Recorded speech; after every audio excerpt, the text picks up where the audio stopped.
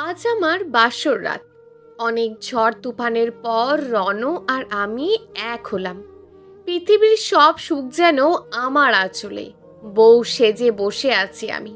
বাসর ঘরটা ঠিক আমার মনের মতন করে সাজানো হয়েছে।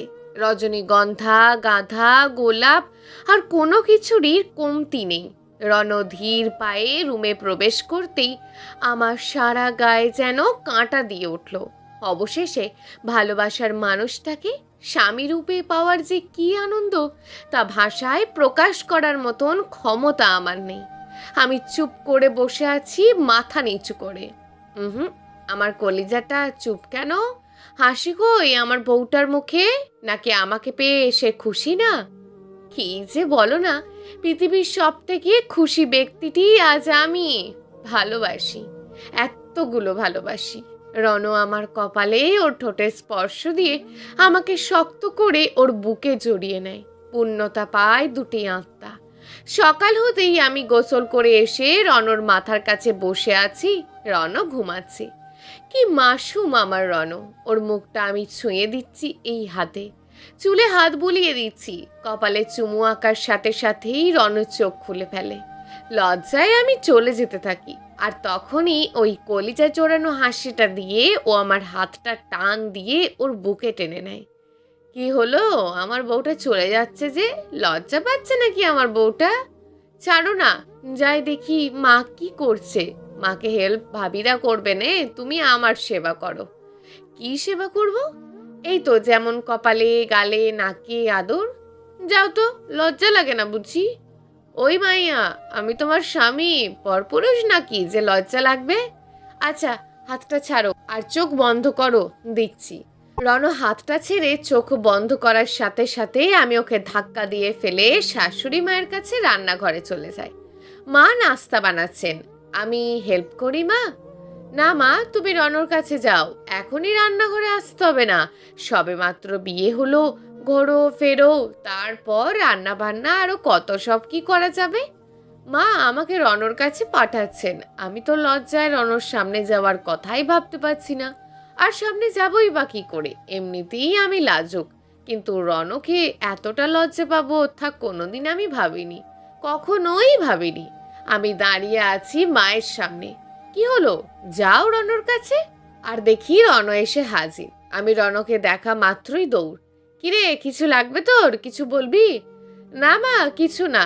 এদিকে রণও আমার পিছু পিছু চলে আসে। ওই, আমার কাছ থেকে দূরে দূরে পালাচ্ছ কেন বারবার? যাও তো, আমার সামনে এসো না। কি, আমার বউয়ের সামনে আমি আসবো না? না, আসবে না। কেন আসবো না? লজ্জা পাই আমি। এ কথা বলেই আমি দুই হাত দিয়ে আমার মুখ আটকে ফেললাম। ওরে আমার লাজুক লতা রে, তাকাও এদিকে, আমার চোখের দিকে তাকাও, হাত সরাও। না, আমি পারবো না, আমার লজ্জা লাগে সত্যি। বিয়ের আগে এই লজ্জা কই ছিল শুনি? জানি না। রণকে রেখেই আমি আবারও চলে এলাম রুম থেকে বাইরে। রণ আর আমি সবার সাথে নাস্তা করে নিলাম। হঠাৎ করে তাকিয়ে দেখি রণ আমার দিকে চেয়ে আছে, আর আমি মাথাটা নিচু করে ফেলি। বুঝি না কেন এত লজ্জা পাচ্ছে আমি আজ ওকে দেখে। নাস্তা করে ও বাসার বাইরে চলে যায়।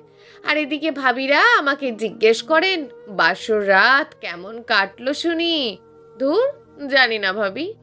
আরেক ভাবি বললেন, দেখো না ভাবি, লজ্জায় লাল হয়ে গেছে আমাদের নতুন বউ। আমি চুপ করে আছি, কোনো কথা বলছি না। বিন্দু? হ্যাঁ ভাবি, রণ তোমাকে বাসর ঘরে কি গিফট দিয়েছে? গিফট? হ্যাঁ, গিফট। কিছু দেয়নি তো? ওমা, সে কি, কিছু দেয়নি? না তো। বাসর ঘরে সব বররাই তার বউকে কিছু না কিছু গিফট দেয়, সেটা যাই হোক। মাকেও তো বাবা দিয়েছে, তোমার দুই ভাইয়াও আমাদের দুজনকে দিয়েছে, আর রণ তোমাকে কিছুই দেয়নি? না ভাবি, এ কেমন প্রেম তোমাদের? সবার মুখটা চুপসে গেল। সত্যিই তো, রণ আমাকে কেমন ভালোবাসে যে একটা গিফটও দিল না বাসর রাতে। আর এটা নাকি সব বররাই দিয়ে থাকে। কিছুক্ষণ পর বান্ধবীরা ফোন দিল। কিরে, কেমন কাটলো বাসর? যা, মুখে কিছু আটকায় না নাকি, তাই না? আচ্ছা, এত লজ্জা পেতে হবে না। এবার বল, রণজেজু বাসর ঘরে কি দিল তোকে? কিছু না। কি? কিছু না? এ কি করে সম্ভব?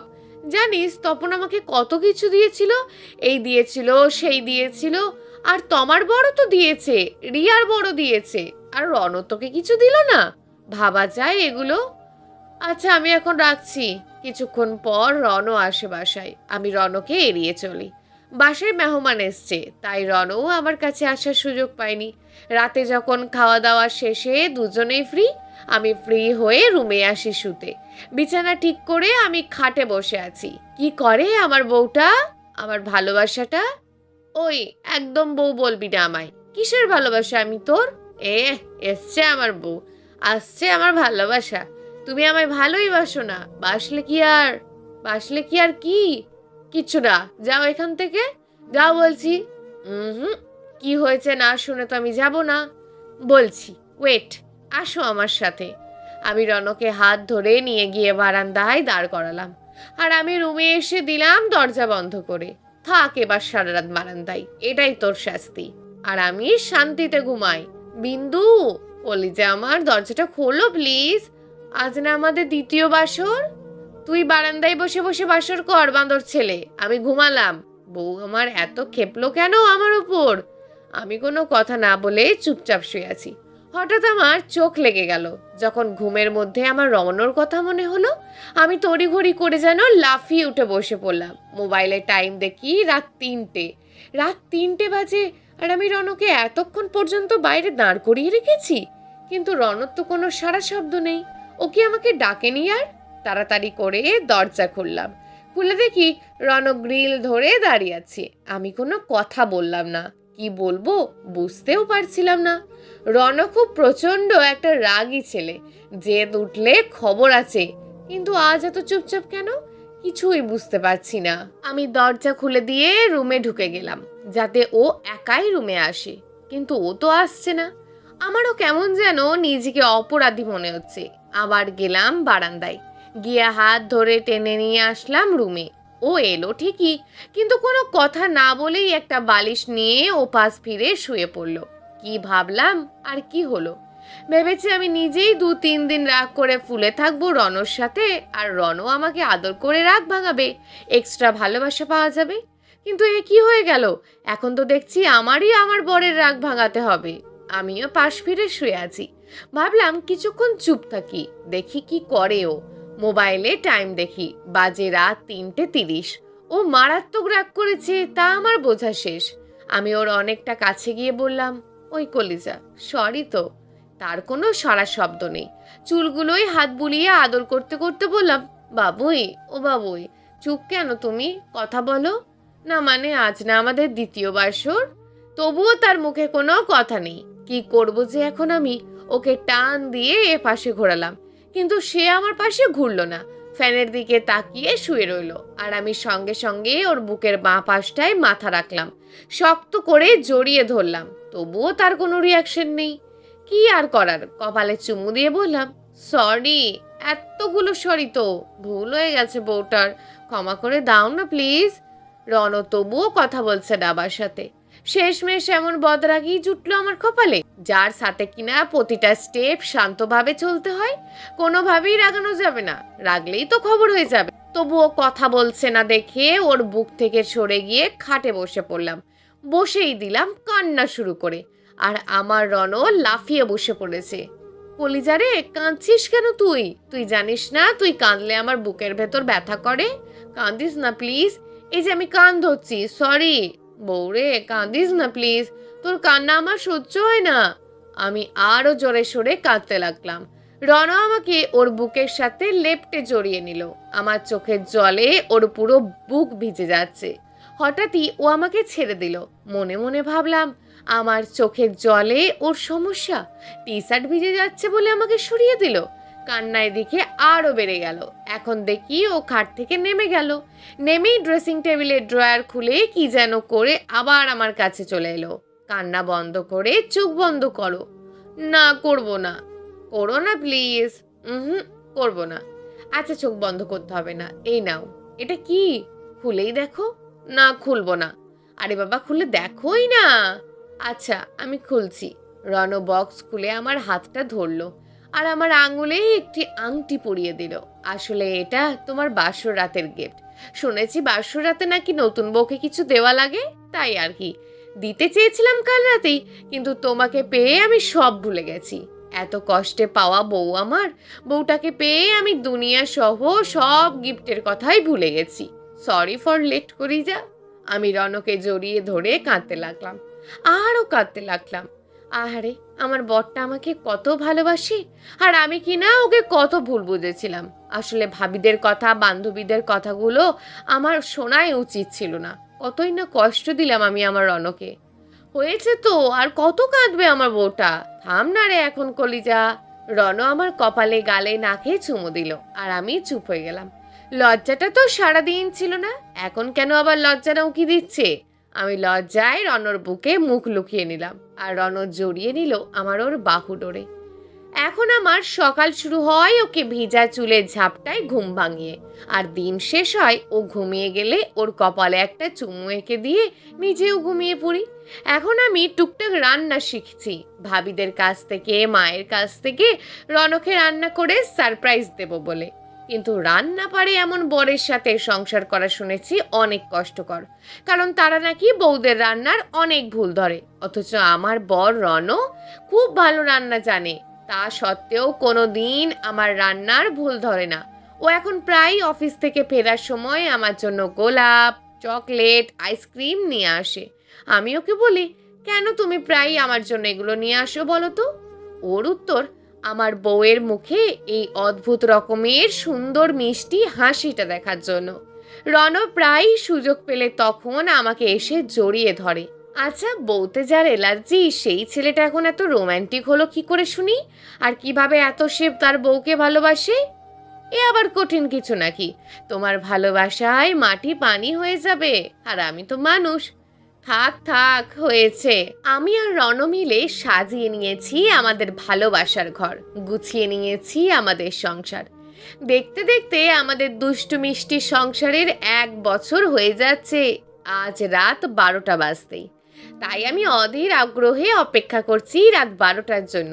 কিন্তু রণ দেখি আজ তাড়াতাড়ি শুয়ে পড়ছে। ঘুম পাচ্ছে রে বউটা, ঘুমালাম আমি এখনই। রাত 11:30। সকালে অফিস আছে না, তুমিও ঘুমিয়ে পড়ো, ঘুমালাম আমি। আমিও পাশ ফিরে শুয়ে পড়লাম, মনে মনে বলতে লাগলাম, ভালোবেসেছো, আমাকে পেয়েছো, পাওয়া হয়ে গেছে, তাই এসব শেষ। ম্যারেজ ডের কথাটাও মনে নেই, অথচ বিয়ের আগে রোজ ডে থেকে শুরু করে আমার বার্থডে পর্যন্ত মনে থাকতো, উইশ করতো। আর আজ প্রথম বিবাহ বার্ষিকীটাই মনে নেই। কাঁদতে কাঁদতে চোখ বন্ধ করে ফেললাম, আর একটু পরই অনুভব করি কপালে আমার বরের ঠোঁটে স্পর্শ। হ্যাপি ম্যারেজ অ্যানিভার্সারি বউটা। আমি রণকে জড়িয়ে ধরলাম, একটা চুমু দিয়ে জিজ্ঞেস করলাম, তোমার মনে ছিল? এটা কি বললে তুমি? এত সাধনার পর আজকের দিনটাই আমি আমার কলিজাটাকে পেয়েছি। আজকের দিনটাকে কি আমি কোনোভাবে ভুলতে পারি? I love you Ron, I love you too বউটা। রণ একটা প্যাকেট খুলে একটা নীল রঙের শাড়ি খুলে আমার মাথায় পরিয়ে দিয়ে বলল, নীল শাড়িতে আমার বউকে দারুণ লাগছে, দিনে এটা পরে নিও। Thank you so much Ron, love you. সন্ধ্যাবেলা রণর বাসায় আমাদের বিবাহ বার্ষিকী উপলক্ষে ছোট্ট একটা পারিবারিক অনুষ্ঠানের আয়োজন করা হয়। আমাদের বাসার লোকজনকেও আমন্ত্রণ করা হয়। আব্বু, আম্মু আর বেলা এসেছে। সবাই মিলে আমাকে আর রণকে কেক কাটতে বলছে। আমি রণর দেওয়া নীল শাড়িটা পরেছি আজ। রণকে পাঞ্জাবিতে দারুণ লাগছে, নজর না লাগে কারোর আমার বউটার ওপর। রণ আর আমি কেক কাটার জন্য সামনে গেলাম, আর সবাই চারিদিক থেকে আমাদের ঘিরে দাঁড়িয়েছে। রণ আর আমি ছুরি ধরেছি, মাত্রই কেক কাটবো, আর সেই মুহূর্তে আমার মাথাটা একটা চক্কর দিয়ে ওঠে, আর আমি চোখ মুখ ঝাপসা হয়ে যাই। আমি রণর ওপর ঢলে পড়ি, সবাই ভয় পেয়ে যায়, সবার মুখে আমার জন্য চিন্তার রেশ। রণ দ্রুত আমাকে হসপিটালে নিয়ে যায়।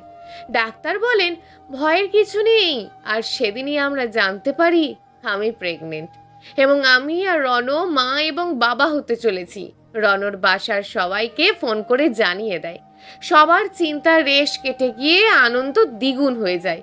রণ খুশিতে আত্মহারা, আমাকে বুকের মাঝে জাপটে ধরে বলে, থ্যাংক ইউ সো মাচ কলিজা, থ্যাংক ইউ সো মাচ, আমাকে বাবা হওয়ার খুশিটা অনুভব করানোর জন্য। লাভ ইউ রণ, আমাকে পূর্ণতা দেওয়ার জন্য। বাসায় আসার পর সবাই আমাদের জড়িয়ে ধরে এবং শুভেচ্ছা জানায়। খুশির যেন সীমা নেই আজ। বাসার সবাই আমার যত্ন নেওয়া শুরু করেন। এদিকে রনও আমার এক্সট্রা খেয়াল রাখা শুরু করে। অফিস থেকে সারাদিন কয়েকবার ফোন দিয়ে আমার খবর নেয়। আমি খেতে না চাইলে জোর করে নিজেই প্লেটে খাবার নিয়ে আমাকে খাইয়ে দেয়। আমি ঘুমানোর জন্য চোখ বন্ধ করলে মাথায় হাত বোলাতে থাকে যতক্ষণ না আমি ঘুমাই। কখনো বা আমার পেটে হাত রেখে ছলছল চোখে মিষ্টি হাসি দিয়ে বলে, বিন্দুরে, আমি বাবা হব, বাবা হব আমি। হ্যাঁ কলিজা, তুমি বাবা হবে। আচ্ছা, আমাদের মেয়ের নাম কি রাখবে? মেয়ে? আমাদের যে মেয়ে হবে কে বলেছে? কে বলবে? আমিই বলছি। যদি ছেলে হয়? না, আমাদের মেয়েই হবে। আচ্ছা মেয়ের বাবা, আচ্ছা, আমাদের মেয়েই হবে। তো বলো তো, আমাদের মেয়ের নাম কি রাখা যায়? সবে তো 4 মাস, এখনই নাম? আর মাত্র 5 মাস বাকি আমার মেয়ে আমার কোলে আসার, আর তুমি বলছো এখনই? তাড়াতাড়ি নাম সিলেক্ট করো। বাচ্চার জন্য এত পাগল বাবা আমি আর দুনিয়াতে একটাও দেখিনি। আরো কত কিছু দেখবে, আগে আমার মেয়েটা তো পৃথিবীতে আসুক। আচ্ছা, এখন ঘুমাই চলো, শরীরটা ভালো লাগছে না। ঠিক আছে, তবে নাম ভেবে রাখবে, কাল আমি অফিস থেকে ফিরে এসেই নাম জিজ্ঞেস করব। আচ্ছা গো আচ্ছা। এবার আসো, ঘুম পাড়িয়ে দিই। এতটা কেয়ার এই ছেলেটা করতে পারবে বা যে করবে আমি কোনো দিন কল্পনা করিনি।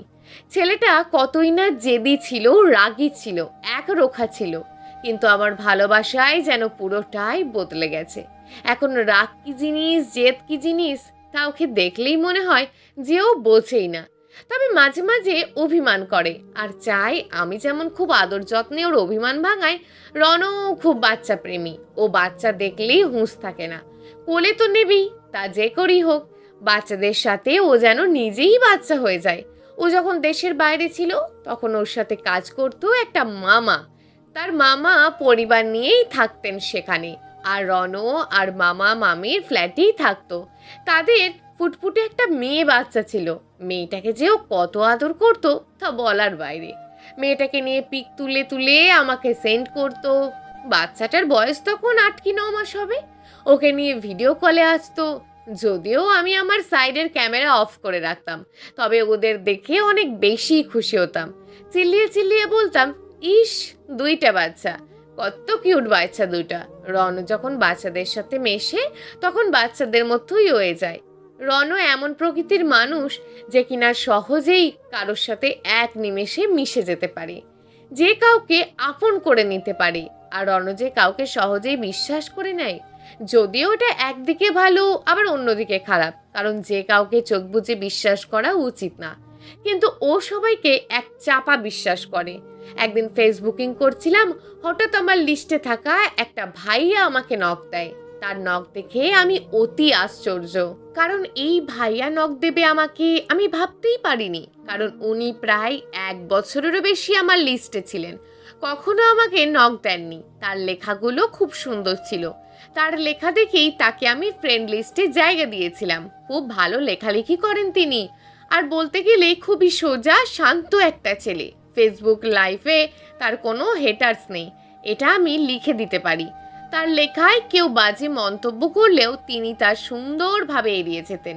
আমি তার পোস্টের মন্তব্যগুলো পড়তাম আর অবাক হতাম, এত ধৈর্য সে পাই কই। সেই ভাইয়া আমাকে নক দিয়ে বলল, আপু আছো? জি ভাইয়া আছি, কেমন আছো তুমি? জি ভাইয়া ভালো, আপনি কেমন আছেন? এই তো আছি আপু, আসলে তোমাকে নক দিয়েছিল একটু দরকারে। জি ভাইয়া বলুন। আসলে কথাটা যে কিভাবে বলবো বুঝতে পারছি না। সমস্যা নেই ভাইয়া, আপনি নিঃসংকোচে বলুন। আপু, আমার না কিছু খুব টাকার প্রয়োজন, আমার বাবা খুবই অসুস্থ, এদিকে আমার টিউশনির অবস্থাও বেশি ভালো না, মেডিসিন আর ডাক্তার দেখাতে অনেকগুলো টাকার দরকার।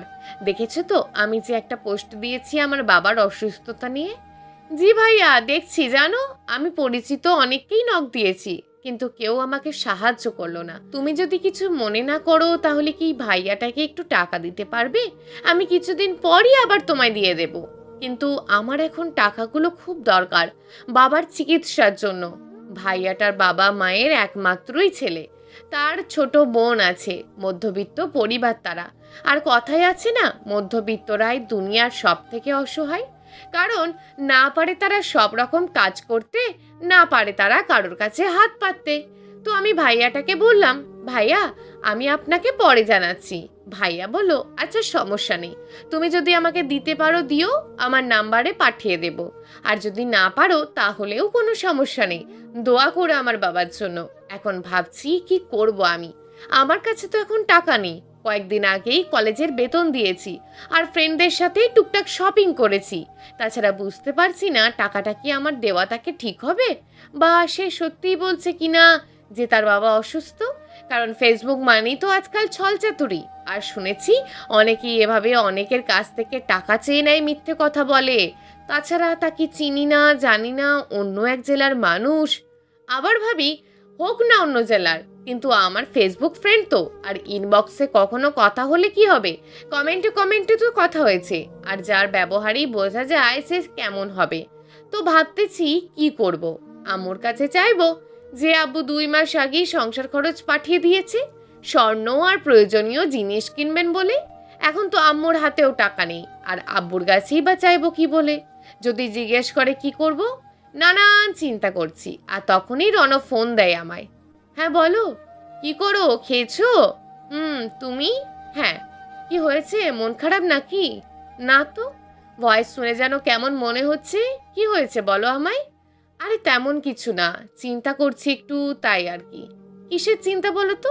তারপর রণকে আমি সব কিছু খুলে বলি, ভাইয়ার নখ দেওয়া থেকে শুরু করে। এই কথা, শোনো, এত চিন্তা করতে হবে না, তুমি তার নাম্বারটা আমাকে দাও, আমি তাকে কিছু টাকা পাঠিয়ে দিই। তুমি দিবে? হ্যাঁ আমি দিব। তুমি দেওয়া আর আমি দেওয়া তো একই কথা, তাই না? কিন্তু শোনো, তুমি যখন দেশে আসবে তখন এই টাকাটা আমি তোমায় দিয়ে দেব, ওকে? রণও রেগে যায়। আমি কি চাইছি তোমার কাছে? না মানে যেহেতু আমার কাছে চেয়েছে তাই বলছে আর কি। তুমি মানে আমি, আর আমি মানেই তুমি। হ্যাঁ, আর কোনোদিন এই কথাটা যেন না শুনি, এই টাকার কথা। আচ্ছা। পরে আমি আমার একটা প্যাসেঞ্জার গ্রুপ খুলে ভাইয়াটাকে আবার রণকে অ্যাড করি। তারপর ভাইয়াটা নম্বর দেয়, আর রণ ভাইয়াটাকে কিছু টাকা পাঠিয়ে দেয়। আমি ওকে বললাম, তুমি তাকে চেনো না, জানো না, তবুও তাকে বিশ্বাস করে টাকাগুলো দিয়ে দিলে।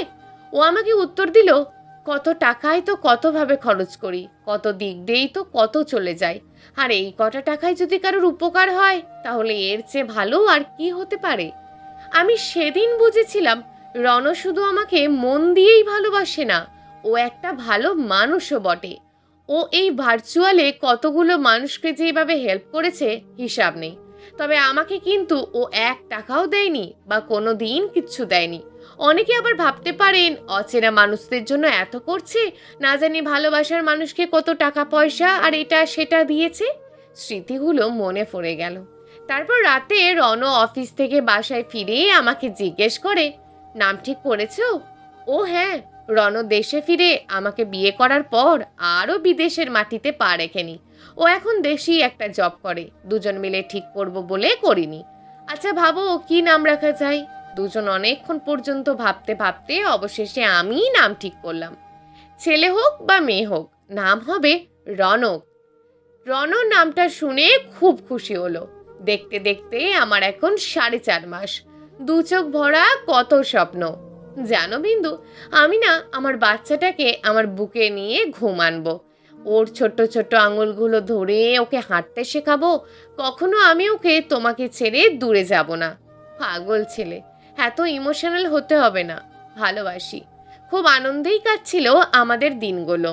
একদিন বাসায় কেউ ছিল না আমার শাশুড়ি মা ছাড়া, আর চারিদিক অন্ধকার হয়ে যায়, যে কোনো মুহূর্তে বৃষ্টি নেমে যেতে পারে। তাই আমি ছাদ থেকে সবার কাপড় চোপড়গুলো আনতে যাই, আর নিয়ে আসার সময় হঠাৎ কিভাবে যেন আমার পা স্লিপ করে, আর আমি সিঁড়ি থেকে পড়ে যাই।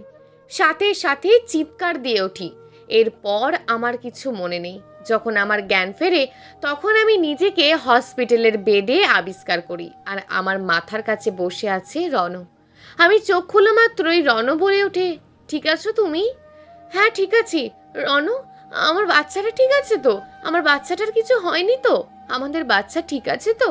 হ্যাঁ কলিজা, ও ঠিক আছে, তুমি চিন্তা করো না, তুমি একটু চুপ করে রেস্ট নাও। রণ, আমার কেমন যেন লাগছে। আরে পাগলি, চিন্তা করো না তো, কিচ্ছু হয়নি আমাদের বাচ্চার।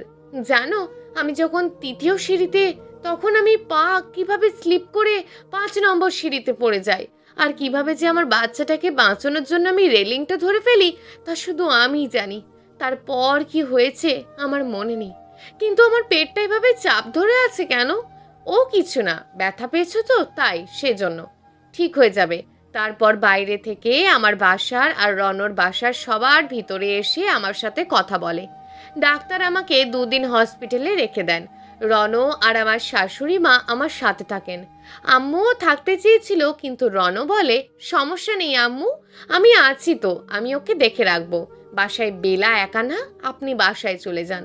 তাই আম্মু চলে যায়। এদিকে আমার শুধু একটাই চিন্তা, আমার বাচ্চাটা ঠিক আছে তো। 2 দিন পর ডাক্তার আমাদের একটা আল্ট্রাসোনোগ্রাফি করতে বলল। ওটা দেখেই নিশ্চিত হওয়া যাবে যে আমার বাচ্চাটা এখন কেমন আছে। আল্ট্রাসোনোগ্রাফি করে এসে ডাক্তার কেবিনে বসে আছি।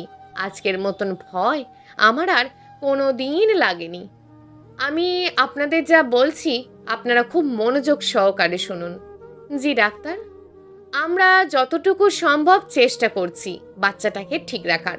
ইনজেকশন পুশ করছি, মেডিসিনও দিয়েছি।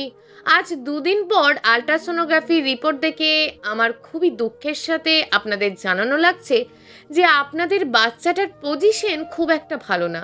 ওর দুনিয়াতে আসার এবং দুনিয়া থেকে চলে যাওয়ার চান্স 50-50। তবে বাচ্চাটাকে রাখলে বাচ্চার মায়ের জীবন শঙ্কায় পড়ে যেতে পারে। তাই আমার মতে আপনাদের উচিত এখন বাচ্চাটাকে অ্যাভয়েড করা, অ্যাবর্শন করে ফেলা।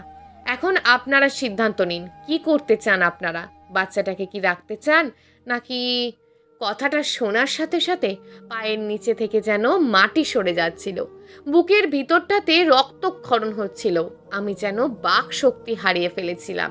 রণ কেবিন থেকে বেরিয়ে গেল, গিয়েই হসপিটালের বারান্দায় বসে 2 হাত দিয়ে মুখ চেপে কান্নার শব্দ লুকানোর বৃথা চেষ্টা করতে লাগলো। তারপর মিনিট 7 পর এসে আমার হাত ধরে বলল, ডাক্তার, বাচ্চাটাকে অ্যাভয়েড করার ব্যবস্থা করুন। না রণ, এ কি বলছো তুমি? আমি আমার বাচ্চাটাকে মেরে ফেলবো, তাও আবার নিজের হাতে? না না, কখনোই না, কোনোদিন না। বিন্দু, বোঝার চেষ্টা করো। ও থাকলে তোমার জীবন রিস্ক থাকবে, আর ওর বেঁচে থাকার 60%ও চান্স নেই। কেন বুঝতে পারছো না?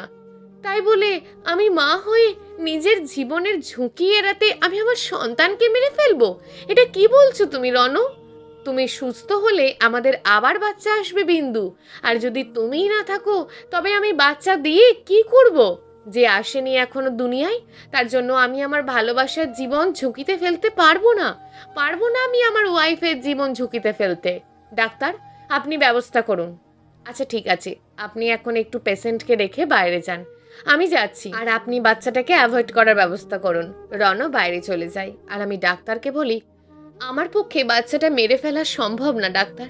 এই বাচ্চাটাকে নিয়ে আমার হাজবেন্ডের অনেক স্বপ্ন, ও অনেক স্বপ্ন দেখেছে এই বাচ্চাটাকে নিয়ে। আমি পারবো না ডাক্তার, আমার জীবন বাঁচানোর জন্য ওর স্বপ্নটাকে ভেঙে ফেলতে আমি পারবো না। তো কি চাইছে আপনি এখন? আমি চাচ্ছি আমি আমার বাচ্চাটা থাকবে আমার পেটে, আর এই কথাটা আপনি আমার হাজবেন্ডকে জানাবেন না। ও আমাকে অনেক ভালোবাসে, ও কখনোই চাইবে না আমার জীবনের ঝুঁকি নিয়ে কোনো প্রাণ এই পৃথিবীতে আনতে। কিন্তু আপনি কি ভেবে দেখেছেন এর পরিণাম কি হতে পারে? হয়তো মরে যেতে পারি। ততদিন হায়াতে আছি যতদিন বাঁচবো, বলুন। তাই আমি আমার বাচ্চাটাকে রাখতে চাই।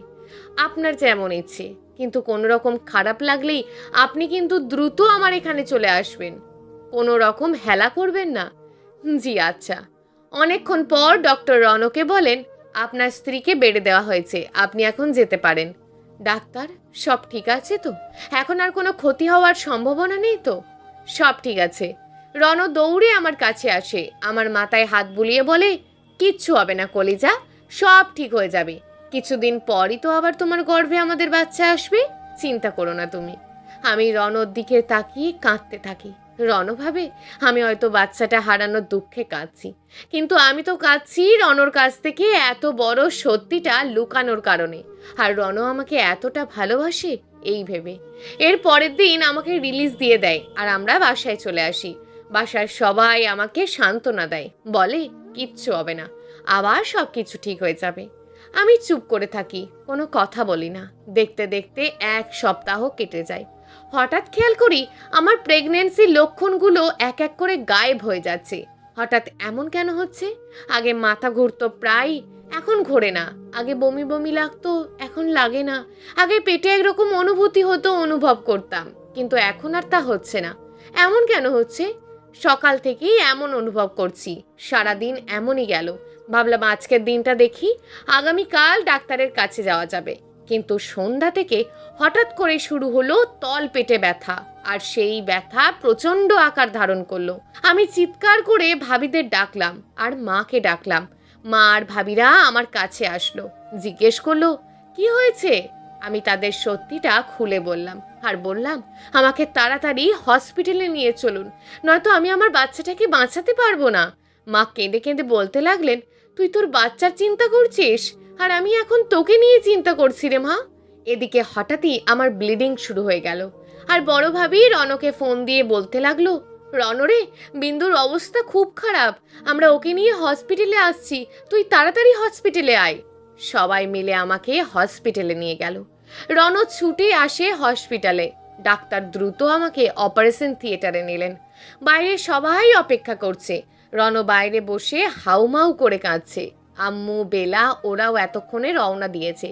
30 মিনিট পর ডাক্তার এসে বলেন, আপনি খুব লাকি মিস্টার রণ, আপনার ওয়াইফ এ যাত্রায় বেঁচে গেছে, কিন্তু আমরা আপনার বাচ্চাটাকে বাঁচাতে পারিনি। বাচ্চা? বাচ্চাটা না, আপনার ওয়াইফ বাচ্চাটা রেখে দিয়েছিল আর নিষেধ করেছিল আপনাকে যেন না জানায়। পরিণতি আজ তার এই অবস্থা। এতটুকুর জন্য তিনি প্রাণে বেঁচে গেছেন। আমার বিন্দু ঠিক আছে? ও এখন শঙ্কামুক্ত তো? জি। তবে তাকে কোনো মেন্টালি প্রেশার দেবেন না, না এখন না পরে। জি ডাক্তার। আমি কি এখন বিন্দুর কাছে যেতে পারবো? না, একটু পরে তাকে বের দেওয়া হবে। আপনাকে অনেক ধন্যবাদ ডাক্তার। কেন করলে তুমি এমন কলিজা? কেন করলে? আমার তো তোমাকে প্রয়োজন, তোমার জীবনের ঝুঁকি থাকবে। আমি অমন কিছু চাই না, চাই না আমি। তুমি থাকলেই হবে, শুধু তুমি থাকলেই হবে। আমাকে বেডে দেওয়া হয়। রণ দ্রুত আমার কাছে আসে। সরি রণ, আমি পারলাম না আমাদের বাচ্চাটাকে বাঁচাতে। চুপ, কোনো কথা না, আমার শুধু তোমাকেই লাগবে, শুধু তোমাকে। তুমি ছাড়া আমার আর কিচ্ছু চাই না, কিচ্ছু না। সেদিনের পর দেখতে দেখতে কেটে গেছে 3টি মাস। রণর পরিবারের সবাই আমাকে অনেক বুঝিয়েছে, অনেক সাপোর্ট দিয়েছে। রণ আমাকে প্রতিটা মুহূর্ত হাসাতে চেষ্টা করেছে, মুছে দিয়েছে আমার চোখের জল। অথচ আমি জানি ওর ভিতরটা দুমড়ে মুচড়ে যায়। ওর সন্তানকে ও মিস করে। স্বপ্নগুলো আজও ওর বুকের ভিতর লুকিয়ে আছে, শুধু পারছে না তা পূর্ণতা দিতে। বেচারা কাঁদতেও পারে না আমার জন্য। কান্না আটকে রাখাটা যে কতটা কষ্টের তা শুধু তারাই বুঝবে যারা কখনো কান্না আটকে রেখেছে প্রিয় মানুষগুলোর মুখের হাসি ফোটাতে বা পরিস্থিতির চাপে। বিন্দু? জি মা। আজ তুমি রান্না করো, কবে থেকে তোমার হাতে রান্না খাই না?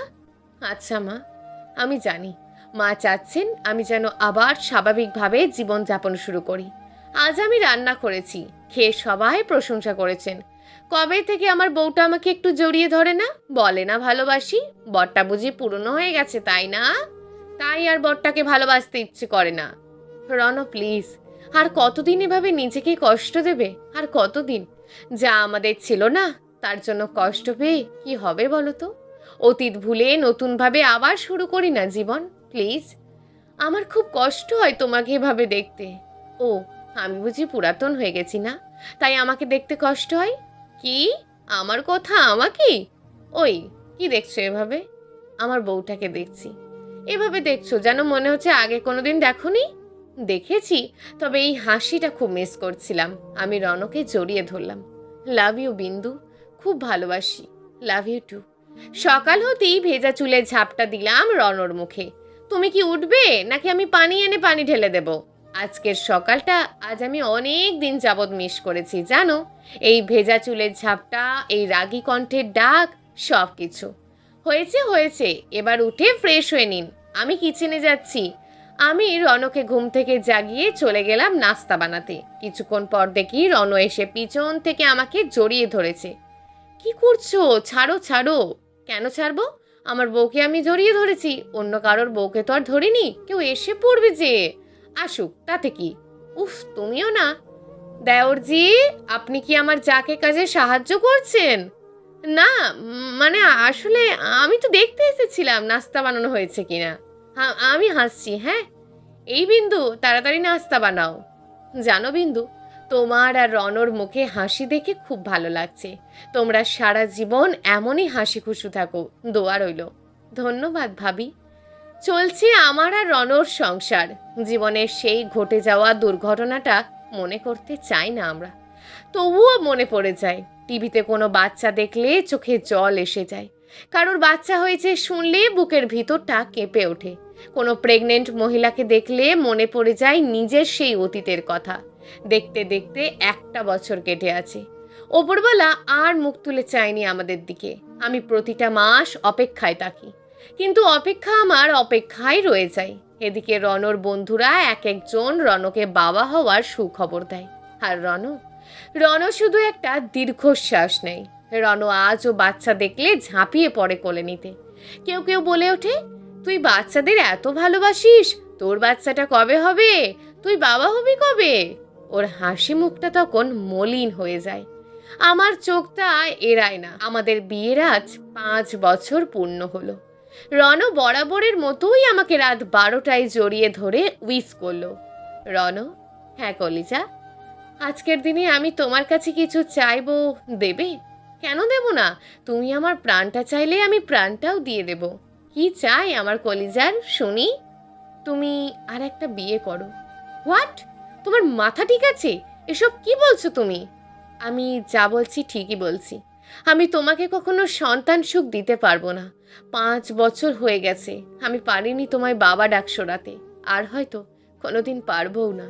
তাই আমি চাই তুমি আর একটা বিয়ে করো। কিন্তু বিন্দু, প্লিজ কোনো কথা বলো না। তুমি বলেছো আমি যা চাইবো তুমি তাই দেবে, তাই ওয়াদা ভঙ্গ করো না। আমি সকালেই বাসার সবাইকে বলে দেব তোমার জন্য মেয়ে দেখতে। মগের মুলুক পেয়েছো নাকি? তুমি বলবে আর আমি বিয়ে করে নেব, তাই না? তাহলে কি ধরে নেব আমার চাওয়ার কোনো দাম নেই তোমার কাছে?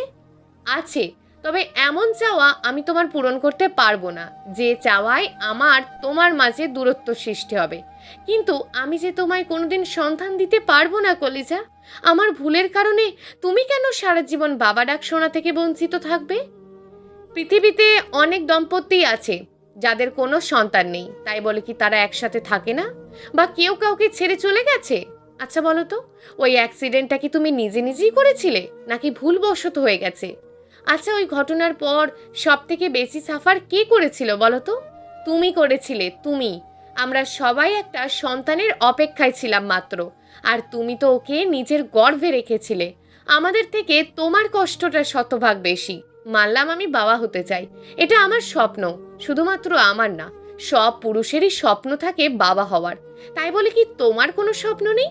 তুমি চাও না মা হতে? চাও, অবশ্যই চাও।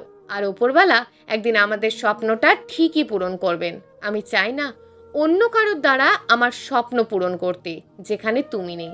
যেই সুখ তুমি অনুভব করতে পারবে না, সেই সুখের প্রয়োজন নেই আমার। আমার তুমি হলেই চলবে। 5 বছর কেন, সারা জীবন আমি সন্তানহীন থাকতে রাজি, কিন্তু তোমাকে হারাতে রাজি না।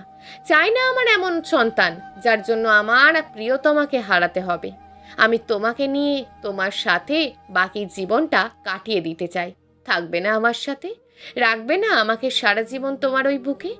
আমি রনর কথাগুলো শুনে রনকে আমার বুকে জড়িয়ে ধরলাম। কাঁদতে কাঁদতে বললাম, ভালোবাসি কলিজা, খুব ভালোবাসি। সত্যিই আমি ভাগ্যবতী তোমাকে পেয়ে। তোমার মতন স্বামী পেয়ে এই জীবন ধন্য আমার। বাসার সবাই আমাকে আর রনকে শুভেচ্ছা জানালো। রণ সেই প্রথমবারের মতন এবারেও সন্ধ্যায় একটা ফ্যামিলি পার্টি রাখলো। ওকে না করলাম এসব করার জন্য, তবুও শুনলো না।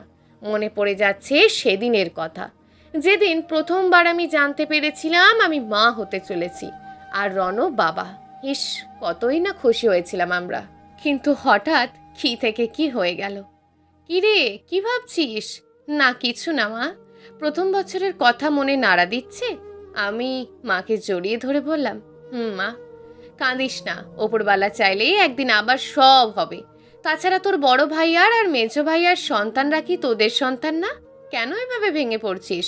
রণ তোর মুখের হাসি দেখতে এত সব প্ল্যানিং করেছে, ওর খুশিটা তোর চোখের জল দিয়ে মাটি করে দিস না মা। যা, রেডি হই হাই, কেক কাটবি। মা, এবার না কাটি, ভালো লাগছে না। চুপ, কোনো কথা না, যা রেডি হয়ে আয়।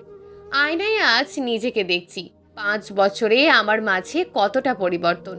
চোখ দুটো যেন শুকিয়ে গেছে, চোখের নিচে কালি পড়ে গেছে, মুখটা যেন মলিনতায় গ্রাস করেছে, হাসটা যেন কত শত দিন যাবৎ গায়েব। কি এক অদ্ভুত আমি আজ আয়নার সামনে দাঁড়িয়ে। নিজেকে নিজেরই চিনতে ভীষণ কষ্ট হচ্ছে। হঠাৎ পিছন থেকে রণ এসে জড়িয়ে ধরল। কি হয়েছে আমার বউটার? আয়নার সামনে দাঁড়িয়ে নিজের রূপ লাবণ্য নিজেই দেখছে। রূপ লাবণ্য? কি বিচ্ছিরি হয়ে গেছি দেখতে আমি। কখনো তো বলনি, বিন্দু, তুমি আর আগের মতন সেই তুমি নেই। কেন বলবো? আমার কাছে তুমি আমার সেই আগের তুমিটাই আছো। শুধু একটা জিনিস মিসিং মুখটাতে। কি? 1 মিনিট দেখাচ্ছি। রণ আমার পেটে সুড়সুড়ি দেয় আর আমি হাসতে থাকি আর বলতে থাকি, প্লিজ রণ, আর সুড়সুড়ি দিও না, হাসতে হাসতে মরে যাব তো। মরতে দিলে তো? পাগল একটা। এই হাসিটাই মিসিং ছিল, বুঝলে? চলো চলো, কেক কাটবে চলো। আর হ্যাঁ, তোমাকে দারুণ লাগছে আজ। বুঝলাম, চলুন এবার। রণ আর আমি কেক কাটবো এখন। আব্বু আম্মু বেলাও এসেছে, সবাই দাঁড়িয়ে আছে। আমি আর রণ দুজন মিলে কেক কাটলাম। যেই আমি রণর মুখে কেক তুলে দিতে যাব, তখনই আমি রণর বুকে ঢলে পড়ে যাই। মাথাটা একটা চক্কর দিয়ে ওঠে, চোখ মুখ ঝাপসা হয়ে যায়। রণ তাড়াতাড়ি করে আমাকে নিয়ে বিছানায় শুইয়ে দেয়। ডাক্তারকে ফোন করে আসতে বলে। ডাক্তার এসে কিছুক্ষণ পর বলে, মিস্টার রণ, আপনার ওয়াইফ প্রেগনেন্ট, কংগ্রাচুলেশন, চিন্তার কোনো কারণ নেই। বাসায় খুশির ঢল নামে। এত বছর পর উপরওয়ালা আবার আমাদের দিকে মুখ তুলে চেয়েছেন। এবার আমি খুব সাবধানে থাকি। রণ আমাকে ছাদে ওঠা বারণ করে দিয়েছে। বেশিরভাগ বেড রেস্টেই থাকা হচ্ছে আমার। মা ভাবিরা সবাই নানা রকম খাবার তৈরি করে এনে আমাকে খাওয়াচ্ছেন। দেখতে দেখতে এখন আমার 9 মাস। রণ আমার পেটে কান দিয়ে ওর সন্তানের সাথে কথা বলে। আম্মু, তুমি কেমন আছো? এই তো আর কয়েকটা দিন, তারপরেই তুমি আমার কোলে চলে আসবে আম্মু। মন খারাপ করে না, বাবা তোমার জন্য অপেক্ষা করছে। তারপর আমার পেটে আর কপালে চুমু দিয়ে আমাকে জিজ্ঞেস করে, আমাদের মেয়ের নাম কি হবে বলো তো? নামটা এখনই না ঠিক করি, ও আসুক আগে, তারপর না হয় নাম রাখা যাবে। নামটা এখনই রাখতে হবে, পরে যদি ওইবারের মতন নামটা। কথা সম্পূর্ণ করতে না দিই রণ আমার মুখটা হাত দিয়ে আটকে ধরে। চুপ, কিচ্ছু হবে না। আমাদের মেয়ের নাম হবে নীরা। নীরা? নীরা। আচ্ছা। কয়েকদিন পর, রণ, এই রণ, ওঠো তো। কি হয়েছে? আমার খুব খারাপ লাগছে, ব্যথা হচ্ছে খুব, আমাকে তাড়াতাড়ি হসপিটালে নিয়ে চলো। রণ আমাকে দ্রুত হসপিটালে নিয়ে যায়। ডাক্তার বলেন, এটা ডেলিভারি পেন, আমাদের এক্ষুনি ওনাকে নিয়ে যেতে হবে। আপনি বাইরে থাকুন মিস্টার রণ। রণ, আমার খুব ভয় করছে, আমি যদি মারা যাই। আমি তোমাকে ছেড়ে যেতে চাই না রণ, আমি তোমার সাথে অনেক বছর বাঁচতে চাই। কিচ্ছু হবে না, ভয় পেও না। ডাক্তার আমাকে রণর কাছ থেকে নিয়ে যায়। রণ আমার কপালে একটা চুমু দিয়ে আমাকে বিদায় জানায়। একদিকে ব্যথা আর অন্যদিকে ভয়। আমার রণকে ছেড়ে চিরতরে চলে যেতে হবে না তো? বিধাতা, তুমি আমার স্ত্রীকে সন্তানকে ভালো রেখো, প্লিজ ভালো রেখো। কিছুক্ষণ পর ডক্টর বেরিয়ে এসে রণকে জানান, কংগ্রাচুলেশন, আপনাদের একটি ফুটফুটে মেয়ে হয়েছে। আর আমার ওয়াইফ, ও কেমন আছে? ও ঠিক আছে তো? ভয় নেই, আপনার ওয়াইফও ভালো আছে। কিছুক্ষণ পরই তাকে বেডে দেওয়া হবে। একজন নার্স এসে আমাদের মেয়েকে রণর কোলে দেয়। রণর চোখ ভিজে যাচ্ছে। কিরে, আজ তো খুশির দিন, তুই কাঁদছিস কেন? এ যে খুশির কান্না মা, এ যে খুশির কান্না। আমাকে বেডে দেওয়া হয়। রণ আমাদের মেয়েকে নিয়ে রুমে ঢোকে। আমি রণকে দেখে অল্প একটু হাসি। রণ আমার কপালে চুমু এঁকে দেয়। লাভ ইউ সো মাচ কলিজা, love you so much. Love you too নীরার বাবা। বলেছিলাম না আমাদের মেয়ে হবে, দেখেছো আমাদের নীরা হয়েছে। যাক বাবা, এখন তো তোদের কান্নাকাটির পালা শেষ হলো। সব সময় মন মরা মুখ দেখতে দেখতে ভুলেই গেছি তোদের হাসি ভরা মুখটা কেমন। এখন তো অন্তত তোদের হাসি ভরা মুখ দেখতে পাবো, নাকি তাও পাবো না? কি যে বলো না মা। কিরে, তোর শরীর কেমন লাগছে বিন্দু? খারাপ লাগছে? না মা, ঠিক আছে। বাসার সবাই খুশি নীরা আসাতে। বেলা তো আসলে আর যেতেই চায় না এখন নীরাকে ছেড়ে। নীরা ধীরে ধীরে বড় হচ্ছে। আজ নীরার 5 বছর পূর্ণ হলো। মেয়ে তার বাবার চোখ পেয়েছে। চুলগুলোও বাবার মতন স্ট্রেট, নাকটাও বাবার মতন, হাসিটাও বাবার মতন। হাসি দেখলেই প্রাণটা জুড়িয়ে যায়। রণ, দেখো তো, এতদিন পেটে রাখলাম আমি, জন্ম দিলাম আমি, লালন পালন করছি আমি, আর মেয়ে কিনা হলো তোমার মতন, তার বাবার মতন। বাবার মেয়ে বাবার মতোই হয়েছে, আমার মতো কেন হলো না? আমার সাথে তো কিছুই মেলে না। কে বলেছে মেলে না? মেয়ের গায়ের রং যে তার মায়ের মতন সেটা কি চোখে পড়ে না?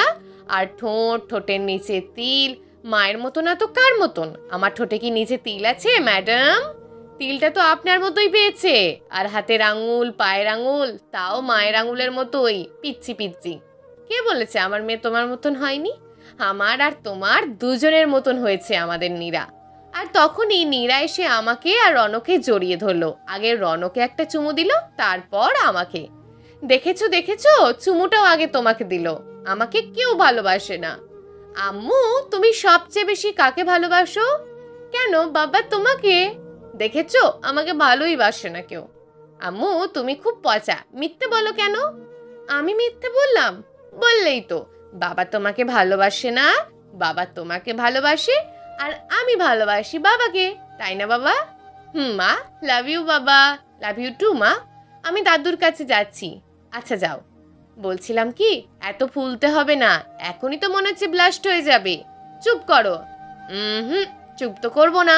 বলছি যে যে তোমাকে বেশি ভালোবাসবে তাকে আনলেই তো হয় এখন। আমার মেয়ে আমাকে ভালোবাসবে আর সে তোমাকে? কে আর কাকে? কাকে আবার? নীরার ভাইকে। নীরা তো এখন বড়ই হয়েছে, এখন তো ওর ভাইকে আনাই যায়, তাই না? যাও দুষ্টু, আমিও মায়ের কাছে গেলাম, থাকো তুমি। এই কই যাও? দাঁড়াও দাঁড়াও। বলো। ভালোবাসি বউটা। আমার ভালোবাসার ঘরটাকে ভালোবাসা দিয়ে পরিপূর্ণ করে তোলার জন্য ধন্যবাদ। আর আমাকে এই বুকের মাঝে সকল বাধা বিপদ বিপত্তি থেকে আগলে রাখার জন্য ভালোবাসা। রণ আর আমি খুব ভালো আছি আমাদের মেয়ে নীরাকে নিয়ে। এখন একটাই প্রার্থনা, জীবনের বাকি দিনগুলো যেন রণর বুকে মাথা রেখে নিশ্চিন্তে কাটিয়ে দিতে পারি। আমাদের ভালোবাসার ঘর যেন মৃত্যুর আগ পর্যন্ত ভালোবাসায় ভরপুর থাকে। প্রিয় দর্শক, যদি আজকের গল্পটি আপনাদের ভালো লেগে থাকে তাহলে ভিডিওটিতে অবশ্যই একটি লাইক করে আপনার মূল্যবান একটি কমেন্ট করুন। আর হ্যাঁ, চ্যানেলটিকে যদি সাবস্ক্রাইব করে না রাখেন তাহলে চ্যানেলটিকে অবশ্যই সাবস্ক্রাইব করে আমাদের পাশে থাকুন। দেখা হবে আগামীকালের নতুন এবং আকর্ষণীয় গল্প নিয়ে। ধন্যবাদ।